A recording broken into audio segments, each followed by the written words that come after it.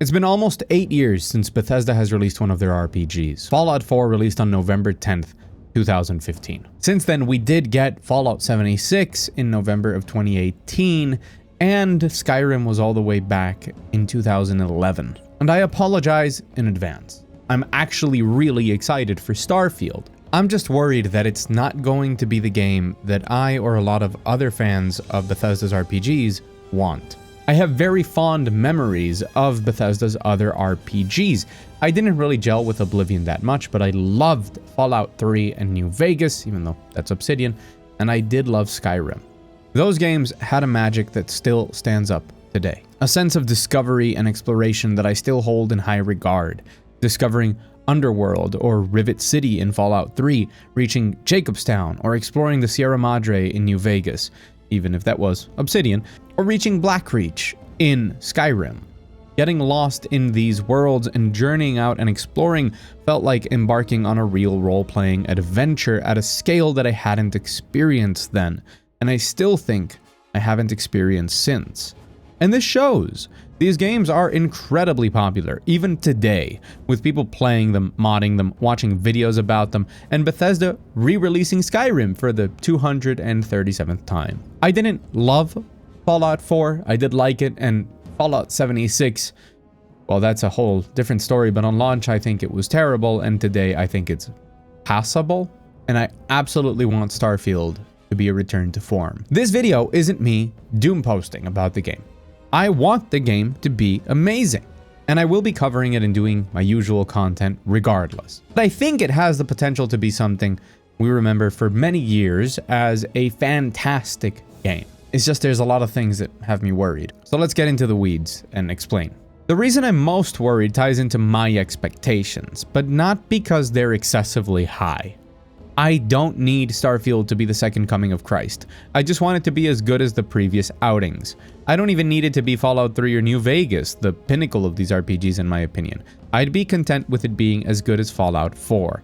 But I have this feeling this won't be that kind of game. For me, the magic at the core of those games was the sense of true adventure. The idea of embarking on a journey, scared of the unknown, but excited at all the surprises you would encounter along the way. Every location, story, piece of gear, it all felt meaningful and memorable. And hopping into your save file the next day and wandering the game's worlds always led you to more of that, making you excited to jump in. These are worlds and stories that I couldn't get enough of, feeling completely immersed and wanting to get every last drop out of. It felt like there was always something new to discover, a new side quest, a new vault, cave, or secret. There are other games, things like Outward, shout out to Outward, that have come close, and some MMOs stand up to it quite well. I do compare a lot of the experience and the general feeling to some MMOs, but really nobody makes games that hit quite like Bethesda's do. Even within the pantheon of RPG greats, with things like the recently released Baldur's Gate 3, it's just not the same type of game. It's not the same type of adventure you tell. I hope you understand what I love about those games, and my worry is that Starfield will not be aiming for that. Now don't get me wrong, despite the many valid complaints thrown out at Fallout 4, it still fulfills this criteria for me, although less so.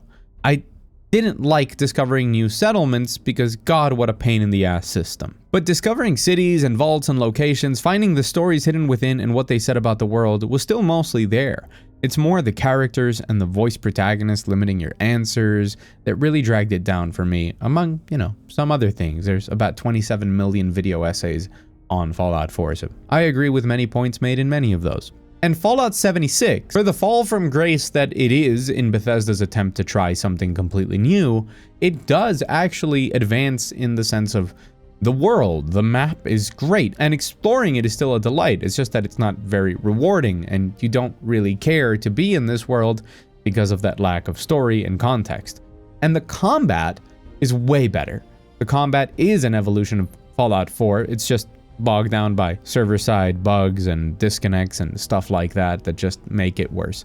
If, and this is a really big if, Bethesda can manage to capture the stories and the world and the exploration from those older games, mixed with the combat and the art design that they've continuously evolved and how much they've improved their engine and things like that, This could be absolutely amazing, but that's a real big if. And for me, it could even go beyond the Fallout series that I love so much, because as much as I love the post-apocalyptic wasteland, space is really cool.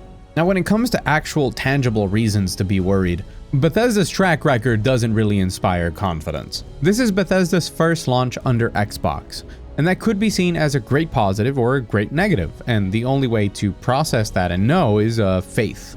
Bethesda was already going downhill, in my opinion, with Fallout 4 and 76, so Xbox being around might be a positive influence. I especially think that Xbox, being in the losing position this generation, has been pushing their "we just want good games and we love Game Pass" ideal. And if they want a big win, they'll keep Starfield free from the stupid microtransactions and Creator Club bullshit we've seen Bethesda try to pull. But under Xbox, Bethesda released Redfall, a complete disaster. I want to think from the articles written about it that Xbox was just pointing all of their eyeballs at Starfield, watching it like a hawk, instead of thinking that Starfield could be as disappointing as Redfall. Now, those are different studios, by the way. Arcane are not the people working on Starfield, but still under Xbox. The second, arguably bigger reason are gaming trends. The expansive player-driven stories that the industry loves are fantastic.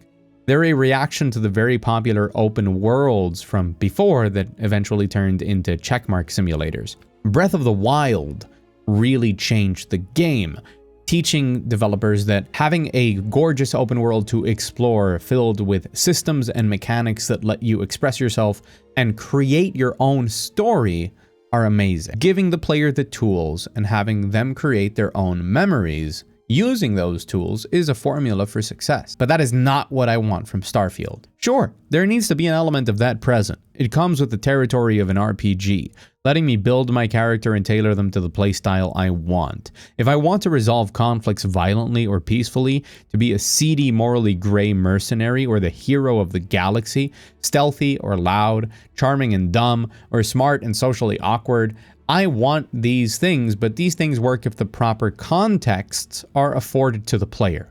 We need those carefully crafted interactions with amazingly written characters. We need the stunning, unique locales to explore and meet those characters in. We need reasons to want to be in this world. And for this type of RPG, just throwing in systems and randomly generated environments is not enough. I think that the essence of Bethesda games was how much you could tell your own story, but within the guidelines that they had set out and the world they had carefully crafted. And if it leans too far in one direction or another, that balance is ruined. But let's talk about those randomly generated environments for a minute. There is a large element of procedurally generated environments to populate the around 1,000 planets in the game. They've said only about 10% of the planets will have actual life on them, so I'm fine with this if 900 of them use a lot of procedural generation, and 100 of them maybe use it a little but are mostly filled with locations like the ones in Skyrim or Fallout 3. Will that happen? Well, I haven't been able to travel into the future, so we don't know. And it's precisely decisions like those that make me nervous about what Starfield could be. Will it have those elements I miss so much from those other games, or will it go in a new direction? They say things like there are more than 20 recruitable companions with their own stories and quests. That sounds great! But what if those quests are all procedurally generated fetch quests on similar looking cookie cutter bases on different planets? I hope I'm getting my point across of how amazing this could be and just how many different ways it could be ruined. This isn't just because I say it's gonna be amazing or because fanboys say it or because potato, but because there are amazing people behind this game that are also responsible for some of the most unique gaming experiences out there that millions of people love to bits, and the potential when taking that into this new game is sky high. However, some people really do want this game to fail, so while we're here, let's talk about that also. There's plenty of hate mentioning the game's 30 FPS frame rate, the number of planets and the potential content, along with things like not being able to directly land with your ship on a planet like in No Man's Sky. All of these are understandable, valid criticism. 30 FPS sucks, but hey, that isn't stopping Zelda from being one of the best games this year.